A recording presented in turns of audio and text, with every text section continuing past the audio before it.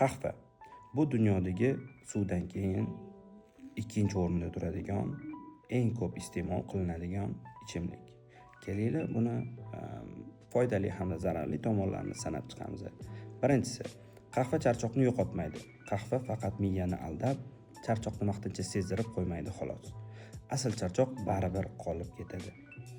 Ikkinchisi, qahva meva hisoblanadi. Qahva dona aslida mevaning ichidagi urug'dir.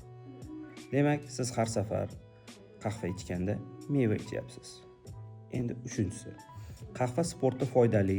Mashqdan oldin ichilgan qahva chidamlilikni oshiradi va kaloriyani tezroq yo'qotishga yordam beradi. Beshinchisi, kech ichilgan qahva 6-8 soat ta'sir qiladi. Men uxlab qolaman deganlar adashadi. Kofein tanada juda uzoq saqlanadi. Oltinchisi, qahva yurakka zarar emas, me'yorida ichilsa aksincha foydali. Yettinchisi, haddan oshsa zarar. Kuniga 3-4 finjon normal holat. Ortiqcha qahva yurak urishini tezlashtiradi. 8-si, qahva ichib uxlab qolish mumkin. Agar uni yotishdan oldin ichsangiz, kofein 20-30 daqiqadan keyin ta'sir qiladi. Qahva hidini o'zi ham miyani uyg'otadi. Bu degani, qahvani ichmasak ham hidini o'zi ham miyani uyg'otadi.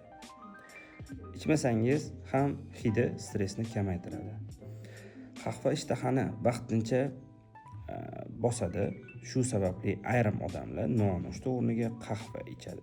Lekin bu uzoq muddatli foydali emas. Bu 10-si edi. 11-si, ertalab darrov qahva ichish eng yaxshi vaqt emas. Organizm uyg'onganda o'zi kortizol degan moddani ishlab chiqarar ekan, 1-1,5 soatdan keyin ichiladigan qahva samaraliroq ta'sir qiladi. 12-si, qahva xotirani vaqtincha kuchaytiradi. Ayniqsa o'qish yoki muhim qarorlarni qabul qilish oldidan ichsa foydasi ko'proq bo'ladi, miya faoliyati yaxshilanadi. 13-si, qahva har odamga har xil ta'sir qiladi. Bu genetika bilan bog'liq. Kimdadir yurak tez uradi, kimdadir umuman ta'sir qilmaydi. Bu videoni o'sha ko'p ichadigan do'stingizga jo'natib qo'ying.